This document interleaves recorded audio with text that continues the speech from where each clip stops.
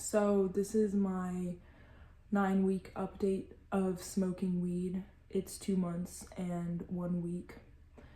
I'm gonna start this video off by saying that I learned a lot by watching people and paying attention to what people who have what I want say. So I was addicted to smoking weed for 7 years, and I was smoking weed every day. I was high every single hour for most of that time, those 7 years. And what has helped me the most with quitting weed is eating more animal protein. Honestly, it helped my cravings to smoke go away. So adjusting my diet, properly nourishing my body and my brain, as well as certain coping skills that I developed instead of smoking weed. So when I get home now, or when I feel upset or bored, or angry, instead of smoking weed now, I do things like write and take a bath, or go in a hot tub, or go into a sauna in a gym, that has a sauna, or just cry now and actually release my emotions instead of loading up a bowl and smoking weed until I have screamed greened out. I was addicted for 7 years, and it took me about 4 years before 4 years of smoking before it even dawned on me, before I even realized how addicted to weed I was. And then for the past 3 years, I have been trying to quit, making efforts to restrict myself, to limit my smoking. And those efforts never worked, because the entire time I was trying to reduce the amount I was smoking, I was fixating on and fantasizing about smoking weed. And then I can't exactly explain what happened this December, because I don't fully understand what happened. I mean, I understand what happened, but I don't fully understand the shift that happened inside of me, or why I was finally ready to quit smoking weed. But basically, I got really sick from smoking a synthetic wax pen that was pumpkin muffin flavored. And it was starting to give me some sort of lung infection and sinus infection, and I couldn't sleep laying down anymore because the postnasal drip was so bad. I couldn't sleep laying down for multiple days. And I remember I was really upset because I was trying to take a college class. And I was so pissed off by an assignment that I had to do. And I remember just thinking, I'm going to take a rip of my wax pen to feel better, right? And I remember I took a huge rip of this wax pen, and it did nothing. It didn't make me less angry.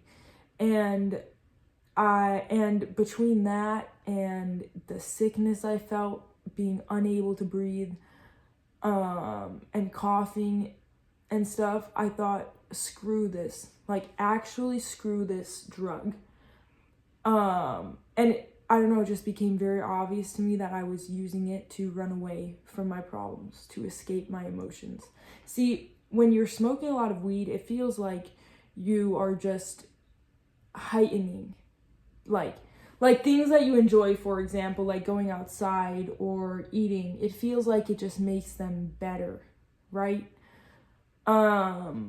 But in my experience, that was an illusion. And weed was just really, really hindering me. It was really preventing me from living up to my potential. It was actually just making me very comfortable with whatever I was uncomfortable with in my life. And the reason, I felt uncomfortable with those things to begin with is that was a signal from myself to change certain aspects of my lifestyle because they were unacceptable to me. But when something is unacceptable to you and you just use a drug to numb yourself, to make yourself feel better, you are not fixing what is unacceptable in your life.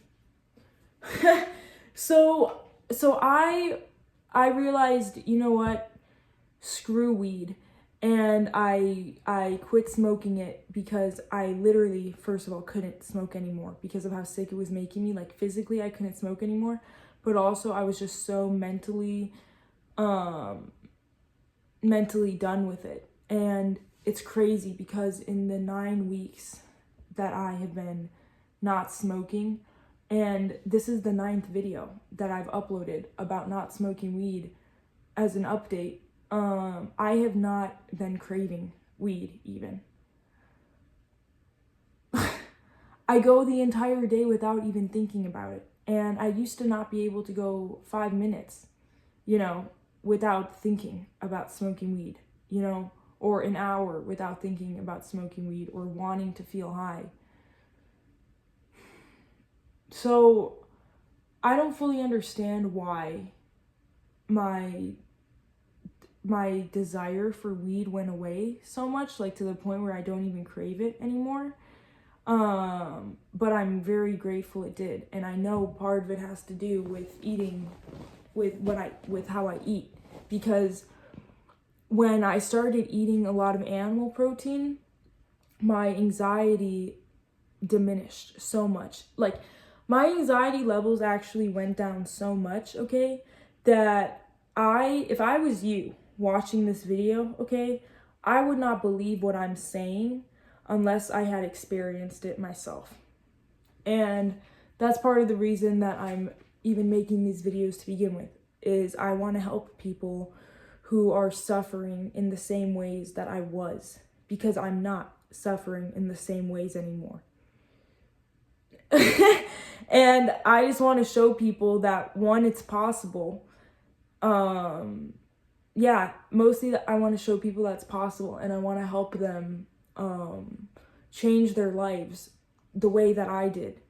And because it is life-changing. It actually is life-changing, the way that I changed my diet, because my anxiety being reduced so much, it just changed my life for the better. I don't know how many times I can say that. And I am a highly anxious person, like almost neurotic sometimes. I've spent months fixating on fear, like being afraid of getting a cavity. Do you know how fucking debilitating that is? And on top of that, or maybe, the root of a lot of that is I have OCD, and I was diagnosed with OCD when I was 11, and nothing in this world has helped my OCD as much as eating more nutrients has. I eat very high animal protein, and I don't eat sugar, and I don't eat bread. And I really think eliminating sugar is a big one. But it wasn't even hard for me to eliminate sugar. It happened in a process, basically. Over time. It was like a transition away from it. It wasn't like a restriction or a banning where I wouldn't allow myself to eat sugar. And I'm just thinking of it, like I'm craving sugar. Oh my God, I want candy. I want soda. No, gradually my addiction to sugar went, and my cravings for sugar, because if you crave something, it can be, that it's usually an addiction if you're craving something, unless, you're craving like a certain type of fruit or meat or something, then that is, that's a healthy, natural craving that you want because of you're lacking something nutritionally. But I crave, like, people who crave sugar, okay, are addicted to sugar because the bacteria from the sugar is, first of all, living in your gut. And I do think that when your brain is not properly nourished with nutrients, you'll crave sugar more. And it's a very addictive substance. But anyways, what I mean by I transitioned away from sugar is that the more, honest to God, okay, the more steak that I ate, okay, the less I wanted sugar and the less I wanted bread. Like, I'm at a point now where it's easy for me not to eat sugar. In fact, it's more preferable for me not to because I don't even crave it anymore. And I think that has contributed to helping my mental health a lot. Yeah. And yeah, I don't know if sharing my experience helps people. I hope it does. And yeah, honestly, my opinion is that drugs are gross. It's gross to do them. It's unattractive. It's unattractive to be addicted to a substance. Like, what is attractive, about somebody having to rely on a substance because they cannot deal with their own emotions? Like, you can't even live with yourself when you're addicted to something, Because if you could, you wouldn't be using that substance to escape who you are. I could really just go on and on about this shit, Like, this video is already 12 minutes long, and it feels like I've been talking for 10 seconds. But yeah, I want to just be sharing more of my process on here and the ways that I think. And it's so interesting because I don't think people are fully thinking. I don't think they're fully using their brains at all most of the time. Like, I don't think most people are questioning what they are and why they are and where they are. And I think that if more people were thinking about those things, then the world would be a better place. I think the world would be a much better place. Because what I realized a few years ago is that I have no idea what I am. Okay, I know that I am a human being and that I am living on the earth. That is not very much information, okay? Because then I ask, well, what is a human being? And what is the earth? Why am I here? What am I supposed to be doing here? Where am I going? And where was I before? Before all this. And,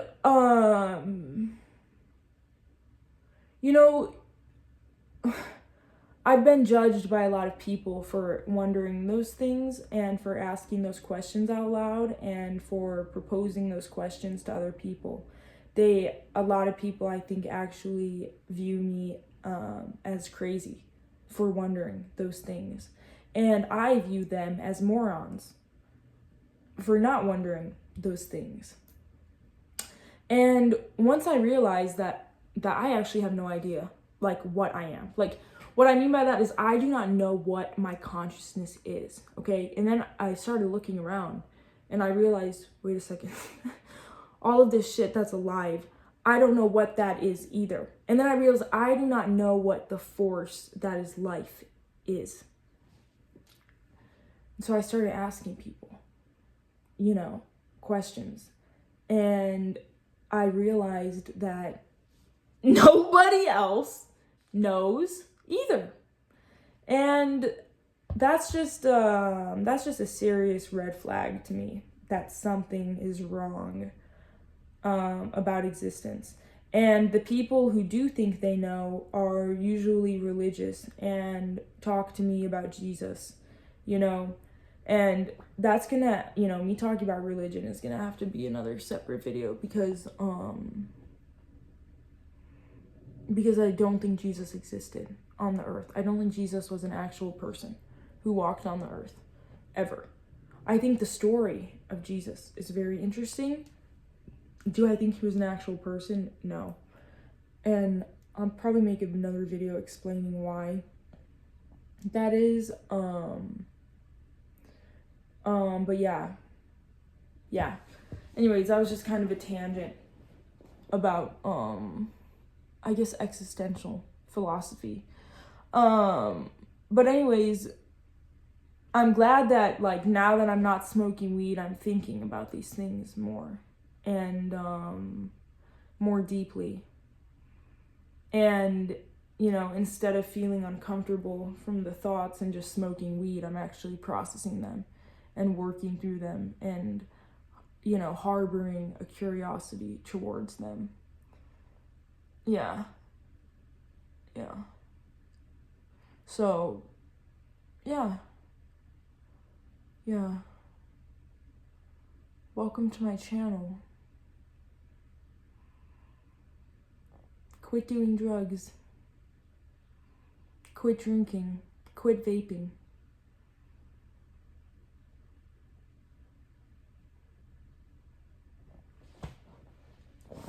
Have a good one.